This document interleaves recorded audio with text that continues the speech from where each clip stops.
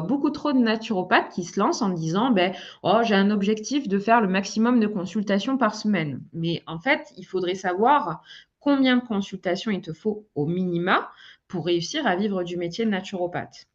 Parce que juste se lancer et attendre d'avoir le maximum, autant vous allez arriver à un moment donné à avoir je ne sais pas combien de consultations par semaine, mais pas réussir à vous dégager un salaire suffisant. Parce qu'il y a énormément de choses à calculer dans une entreprise au niveau de la comptabilité pour réussir à voir si on est rentable. Imaginons que dans votre cabinet, vous payez un cabinet 1 000 € par mois. Enfin, j'en sais rien, je dis des choses, bon, ça peut être viable pour les villes comme Paris ou Marseille, où les cabinets de naturopathie sont très, très, très chers. Enfin, les cabinets de thérapeutes sont très, très, très chers. Donc, imaginons que voilà, vous avez un cabinet 1 000 € par mois. Donc, au niveau de l'essence, voilà, tous les jours, le trajet de chez vous jusqu'à votre cabinet, combien ça coûte? Votre téléphone professionnel, combien ça vous coûte? Les applications payantes, les logiciels peut-être de facturation ou des logiciels de mise en page comme Canva, etc. Il faut également toujours penser à avoir un fonds de roulement en entreprise, c'est-à-dire que comme vous n'avez pas vous n'êtes pas assimilé salarié, ben en fait, quand vos vacances, quand vous tombez malade, vos arrêts maladie, ça, c'est un fonds de roulement, un fonds de réserve qu'il faut toujours avoir à ce niveau-là. C'est vous qui payez. Quand vous êtes assimilé salarié, en fait, c'est votre patron, qui la société, qui va payer vos congés payés, qui va payer des cotisations, des charges salariales pour que quand vous soyez malade, vous ayez un maintien de salaire. Mais là, comme c'est vous qui êtes gérant d'entreprise, c'est quelque chose qu'il faut avoir. Donc, il faut un fonds de roulement. Ça, c'est aussi également très important quand en 2020, il y a eu le confinement.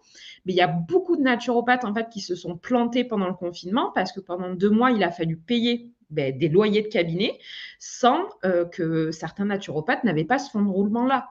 Mais voilà, on n'avait pas le choix à ce moment-là.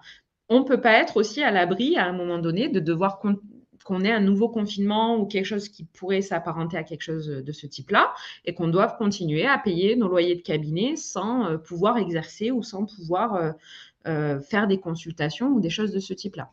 Donc, on a besoin un petit peu de savoir nos charges fixes pour savoir combien de consultations ou d'ateliers, de programmes en ligne et de toutes ces choses-là, j'ai besoin pour pouvoir devenir rentable. Parce que si vous avez 2 000 € de charges, mais que vous faites que 1 000 € de consultation par mois, ben en fait, vous n'êtes pas rentable. Ce n'est pas viable. Et pourtant, il y a beaucoup de naturopathes qui se lancent, qui se disent, je veux atteindre le SMIC. Oui, super, mais il faudrait savoir en fait combien il faut exactement tu te dégages par mois pour atteindre le SMIC. Parce que peut-être qu'il va falloir que tu gagnes 2 000 € de chiffre d'affaires par mois pour gagner qu'un SMIC. Donc voilà, imaginons que toutes les semaines ou tous les mois, mon objectif, c'est de faire 10 consultations de naturopathie. Il faut que je vende 30 e-books ateliers et que je fasse la vente de 5 packs d'accompagnement de plusieurs consultations, de programmes en ligne pour pouvoir devenir rentable et avoir un chiffre d'affaires mensuel aux environs de 2 000 € par mois, par exemple. Donc ça, c'est ce qui me permet d'avoir un peu un business plan un peu large. Donc voilà, là je vous explique, est-ce que c'est viable? Par exemple, si j'ai un tarif de consultation à 70